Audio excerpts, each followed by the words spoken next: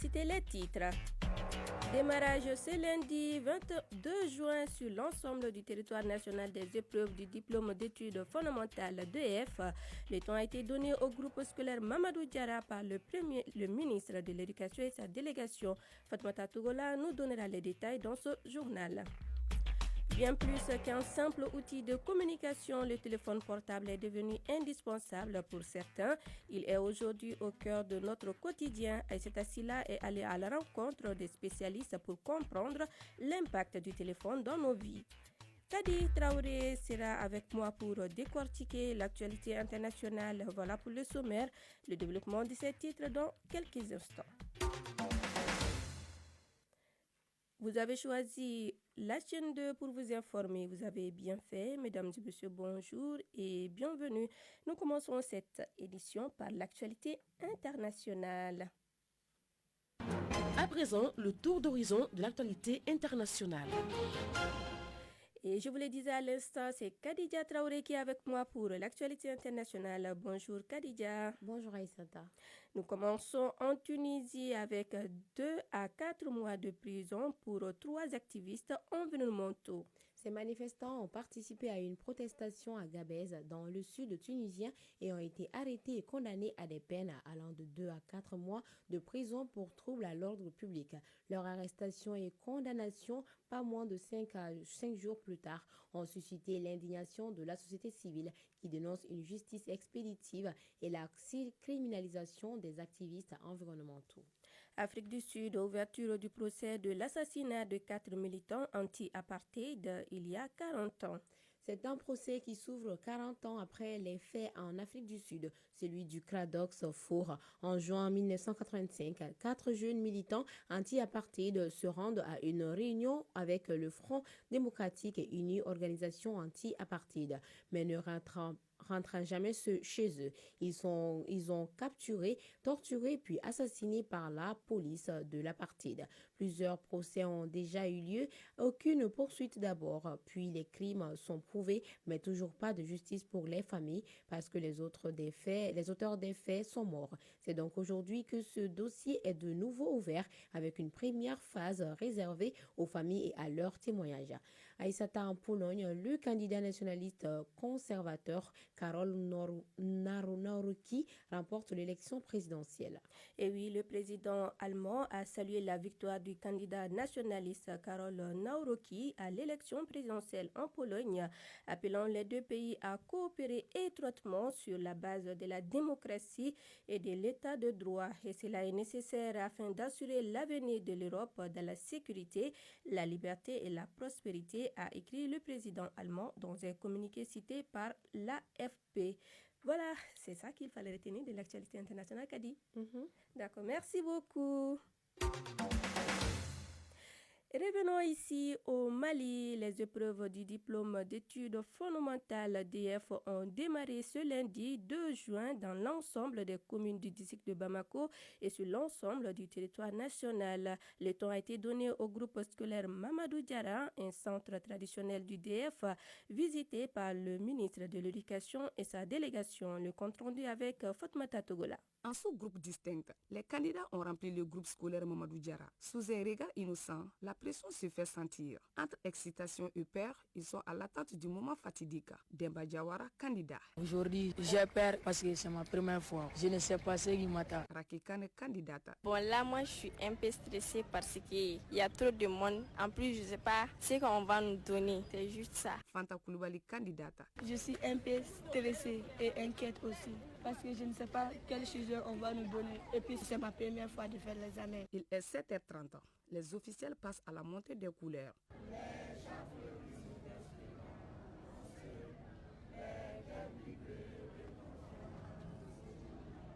Juste après l'annonce des couleurs nationales, le ministre de l'Éducation prodigue des conseils dans certaines salles. Cette étape est suivie de l'ouverture d'une enveloppe de l'épreuve des rédactions. Prof Bourima Kansai, ministre en charge de l'enseignement supérieur. Concerné, parce que c'est par ces compétitions que nos enfants feront le Mali de demain. Donc le capital humain commence à se former déjà ici à ce niveau-là.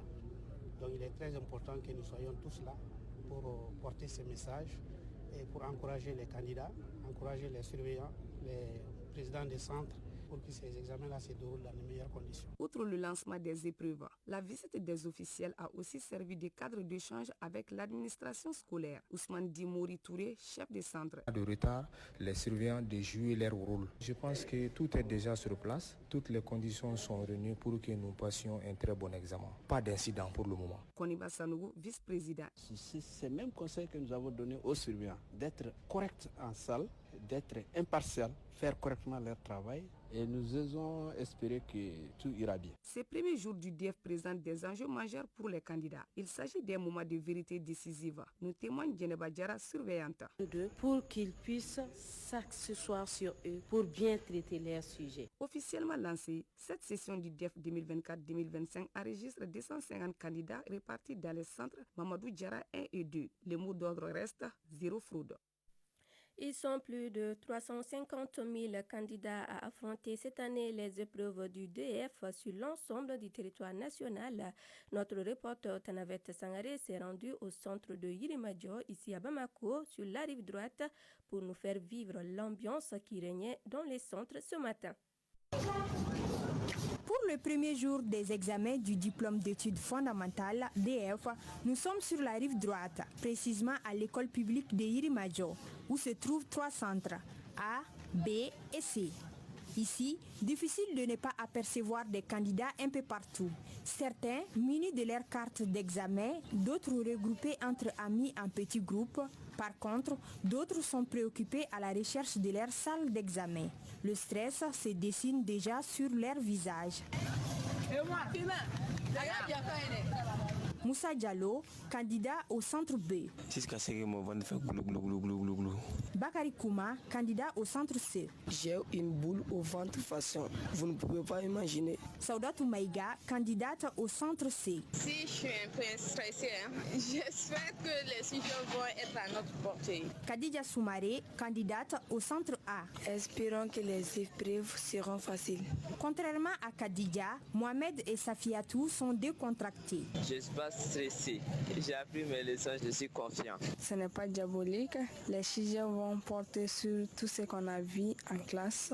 Dans ce centre, des mesures strictes de sécurité sont observées. Pas de sacs, pas de téléphone ou autres gadgets. Aboudou Mariko, directeur de l'école Betty de Yirimadio. Sans sécurité, je dis bien sûr, l'examen, c'est pas possible actuellement. Bon là, les candidats sont en l'aise, les surveillants, les chefs qui sont dans les centres aussi. Je suis sûr et certain que les élèves vont composer dans des conditions favorables. Rappelons que dans cette école de Yirimadio, les épreuves ont débuté à 8h avec la rédaction comme matière première. Bonne chance aux différents candidats. Et sur un tout autre sujet, ils nous réveillent, nous connectent, nous accompagnent partout. Il s'agit du téléphone portable. Il est devenu bien plus qu'un simple outil de communication. À Bamako comme ailleurs, il est aujourd'hui au cœur de notre quotidien, transformant nos manières de travailler, d'interagir et même de penser.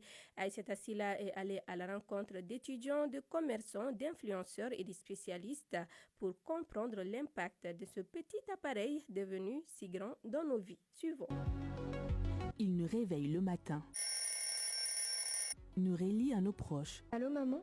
Allô ma chérie? Et parfois, il nous écoute mieux que nos amis. Bonsoir. Tu vas bien? Ça va tranquille? Je voulais te dire une chose là. Oui, vous l'avez deviné, le téléphone portable. En quelques années, il a profondément changé nos habitudes. Il est désormais au cœur de nos vies. Alioune Ndiaye, étudiant. La raison principale pour laquelle moi j'utilise mon téléphone, parce que avec les PDF, j'apprends les leçons, je fais mes exercices. Voilà, parfois j'ai même pas besoin d'écrire. Ici, dans un cybercafé de Bamako, les ordinateurs s'alignent, mais le vrai outil de travail de certains, c'est ce qu'ils ont dans la main, un téléphone portable. Suleiman Diop, gérant d'un cybercafé. Le téléphone joue un très grand rôle dans notre domaine. Ça nous permet d'être en contact facile avec la clientèle. Quelqu'un qui se présente une fois, s'il a notre numéro de téléphone, étant à distance, il peut nous appeler facilement et dire je viens de vous envoyer des documents, il faudra imprimer, je passerai pour les récupérer. Et ça fait gagner surtout en temps.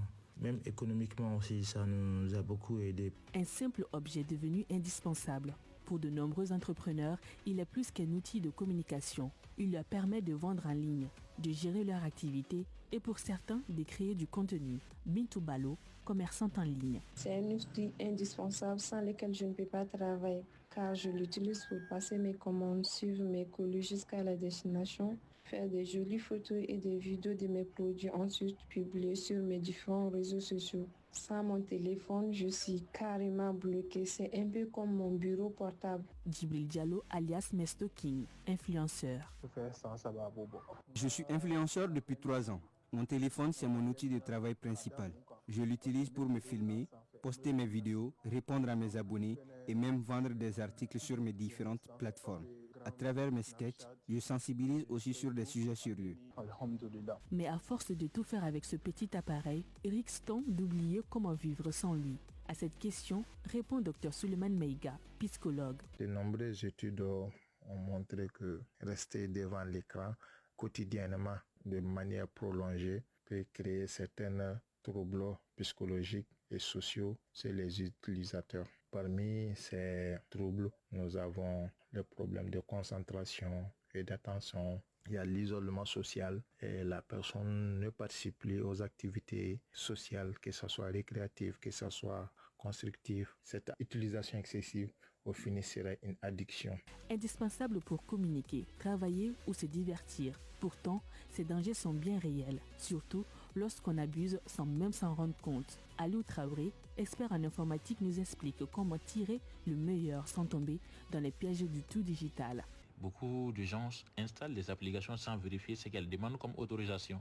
Et parfois, ces applis accèdent à nos photos, à nos messages, à nos contacts, sans qu'on s'en rende compte. Il y a les risques d'arnaque. Un simple clic sur un lien douteux peut permettre à un escroc de prendre le contrôle de votre téléphone ou de voler votre argent mobile. Attention avec ces liens trompeurs. D'abord, chaque fois, il faut mettre à jour votre téléphone ou ses applications. Il faut aussi protéger son téléphone avec un bon mot de passe ou une empreinte digitale et surtout ne jamais partager son code de mobile money ou ses infos personnelles. Il nous rend service, nous connecte, nous accompagne à chaque instant. Un objet du quotidien, certes devenu incontournable, mais qu'il faut apprendre à utiliser avec discernement.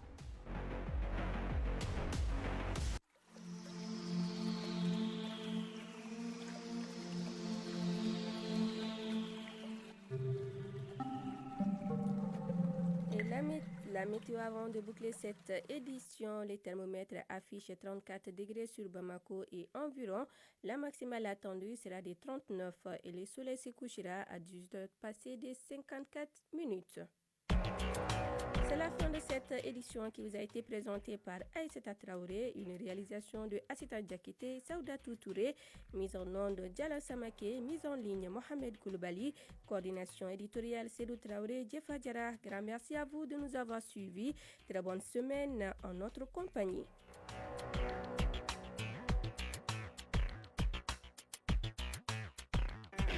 La chaîne 2, 24 heures sur 24, la 95.2, à votre service.